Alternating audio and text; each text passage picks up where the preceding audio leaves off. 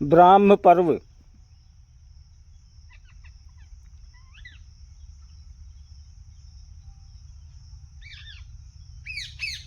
कहानी है ब्राह्म पर्व।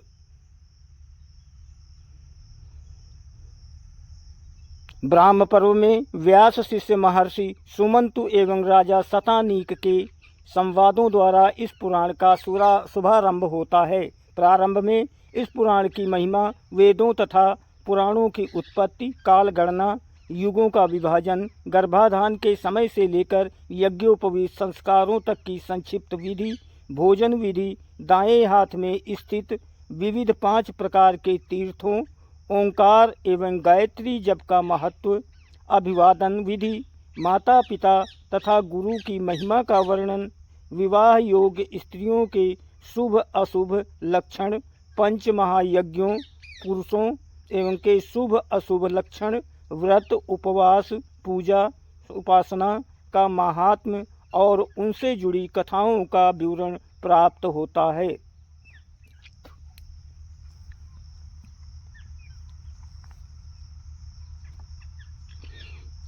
इस पर्व में दाएं हाथ में स्थित 5 तीर्थों में देवतीर्थ, पितृतीर्थ, ब्रह्मतीर्थ, प्रजापत्य तीर्थ और सौम्य तीर्थ बताए गए हैं। देवतीर्थ में ब्राह्मण को दाएं हाथ से दी गई दक्षिणा आदि कर्म आते हैं। पितृतीर्थ में तर्पण एवं पिंडदान आदि कर्मों का उल्लेख मिलता है। ब्रह्मतीर्थ में आचमन आदि कर्म आते हैं। प्रजापत्य तीर्थ में विवाह के समय लग्नहोत्र आदि कर्म आते हैं।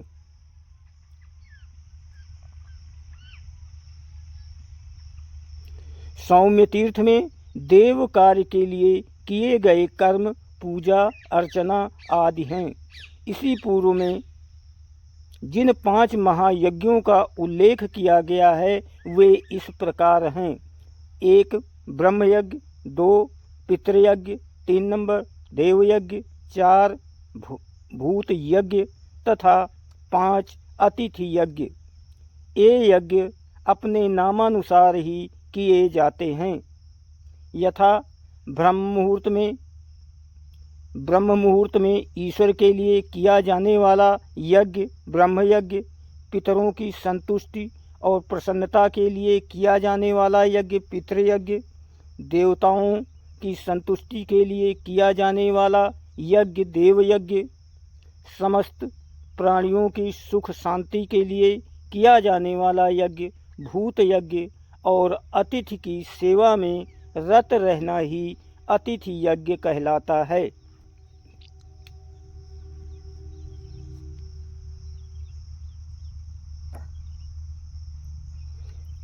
इसी पर्व में स्त्री पुरुषों के शुभ अशुभ लक्षणों के विषय में चर्चा करते हुए ब्रह्मा जी कार्तिकेय जी से कहते हैं कि जिस स्त्री की ग्रीवा में रेखाएं हों और नेत्रों के कोरों का कुछ सफ़ेद भाग लाली लिए हो, वो स्त्री जिस घर में जाती है उस घर की उत्तरोत्तर वृद्धि होती है। जिसके बाएं हाथ, कान या गले पर तिल या मस्सा हो, उसकी पहली संतान पुत्र होती है। मध्यम पर्व। इस पर्व में मुख्य रूप से यज्ञ कर्मों का शास्त्रीय विवेचन प्राप्त होता है। 4 प्रकार के मासों, नंबर 1 चंद्रमास, 2 सौर मास, नंबर 3 नक्षत्र मास और नंबर 4 श्रावण मास का वर्णन भी इस पर्व में किया गया है। शुक्ल पक्ष प्रतिपदा से अमावस्या तक का मास चंद्रमास, सूर्य द्वारा एक राशि में संक्रांति से दूसरी संक्रांति में प्रवेश करने का समय सौर मास, आश्विन नक्षत्र से रेवती नक्षत्र पर्यंत नक्षत्र मास और पूरे 30 दिन का या किसी तिथि को लेकर 30 दिन बाद आने वाली तिथि तक का समय श्रावण मास कहलाता है। श्राद्ध कर्म, पितृकर्म आदि चंद्र मास में करने चाहिए।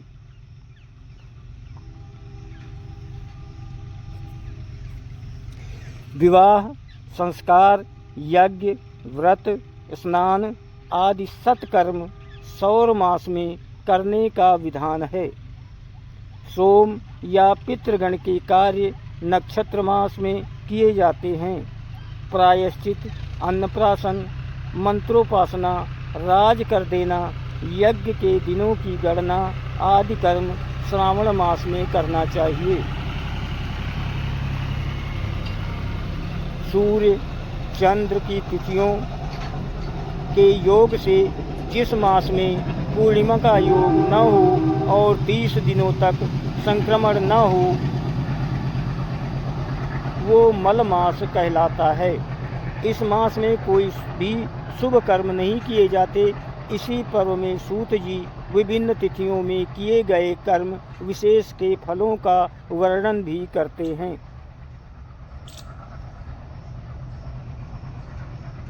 शुक्ल पक्ष में द्वितीया तिथि को यदि बृहस्पतिवार हो तो उस दिन अग्नि पूजन करने से ऐश्वर्य और इच्छा पूर्ति के अनुसार धन लाभ होता है।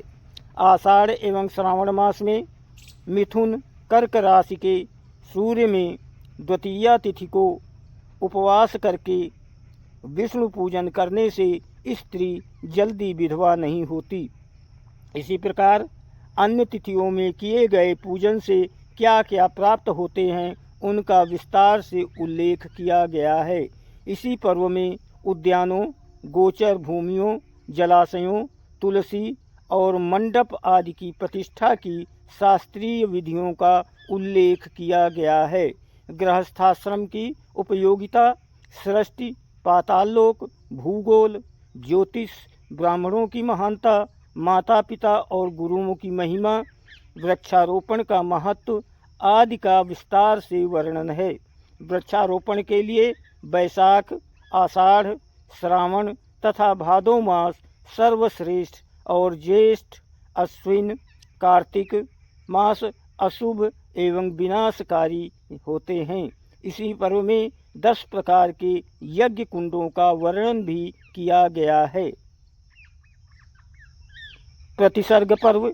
प्रतिसर्ग पर्व इतिहास का सुंदर विवेचन प्रस्तुत करता है। इसमें आधुनिक घटनाओं का क्रमवार वर्णन है।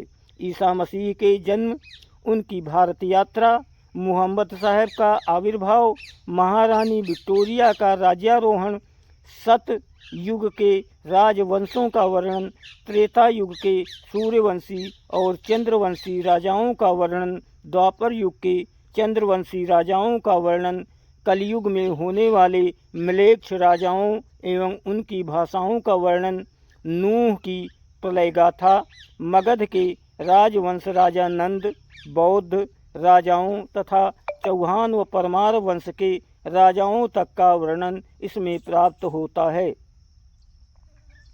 राजवंशों से संबंधित कई कथाओं के माध्यम से मानव जीवन के आदर्श मूल्यों के स्थापना की प्रेरणा देने में भविष्य पुराण अग्रणी है।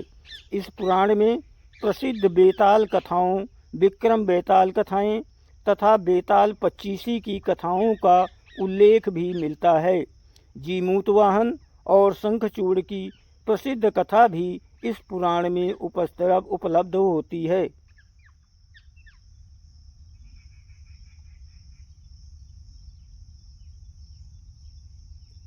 श्री सत्यनारायण व्रत कथा का उल्लेख इसी पर्व के 23वें से 29वें अध्याय में किया गया है। ये कथा हिंदुओं के सामाजिक एवं पारिवारिक जीवन के लिए अत्यंत लोकोपकारी, मंगलकारी और पुण्य देने वाली है। इस पर्व में भारत के लगभग 1 सहस्त्र वर्ष के इतिहास पर सुंदर प्रकाश डाला गया है। इस वजह से इस पुराण को वर्तमान भारतीय संस्कृति, धर्म और सभ्यता का महान ग्रंथ कहना अनुचित नहीं होगा।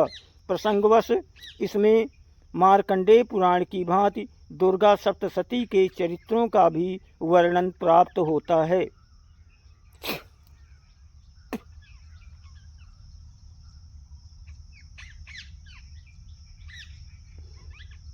उत्तर पर्व।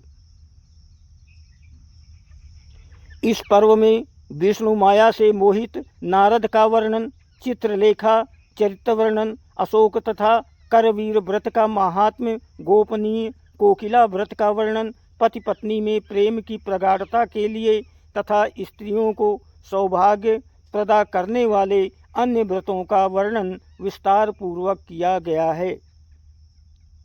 भविष्य पुराण की सबसे महत्वपूर्ण विशेषता ये है कि इसका पारायण और रचना मग ब्राह्मणों द्वारा की गई है। ये मग ब्राह्मण ईरानी पुरोहित थे जो ईसा की 3री शताब्दी में भारत आकर बस गए थे। ये सूर्य के उपासक थे। सूर्य की उपासना वैदिक काल से भारत में होती रही है। मग ब्राह्मणों ने सूर्योपासना के साथ खगोल विद्या और ज्योतिष का प्रचलन किया। ज्योतिष शास्त्र के प्रसिद्ध आचार्य वराह मिहिर खगोल विद्या के ज्ञाता मग ब्राह्मण ही थे। ये मग ब्राह्मण सनई सनई भारतीय जनजीवन में पूरी तरह से घुल मिल गए।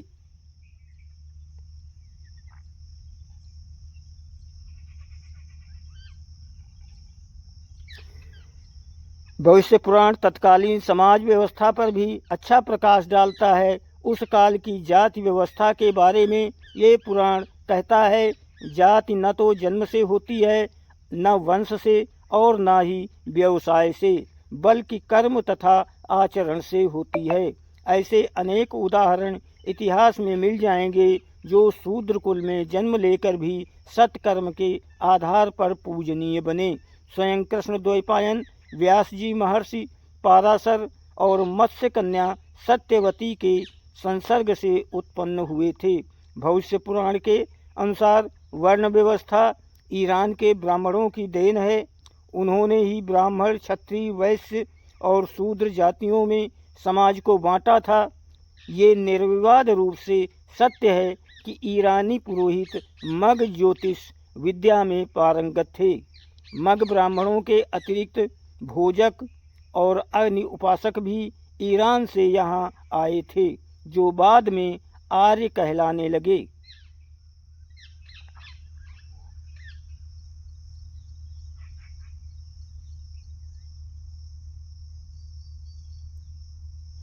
भविष्य पुराण के अनुसार दक्ष की पुत्री संज्ञा का विवाह सूर्य के साथ हुआ। उसी से यम और यमुना पैदा हुए। इस पुराण में सूर्य पूजा की विधि विस्तार से बताई गई है।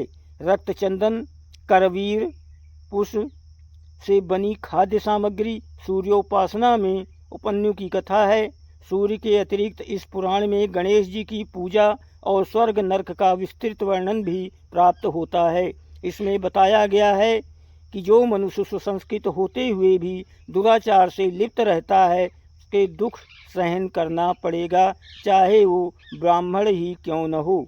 शिक्षा प्रणाली के बारे में विस्तार से चर्चा करते हुए भविष्य पुराण कहता है कि केवल 5 प्रकार के गुरु होते हैं।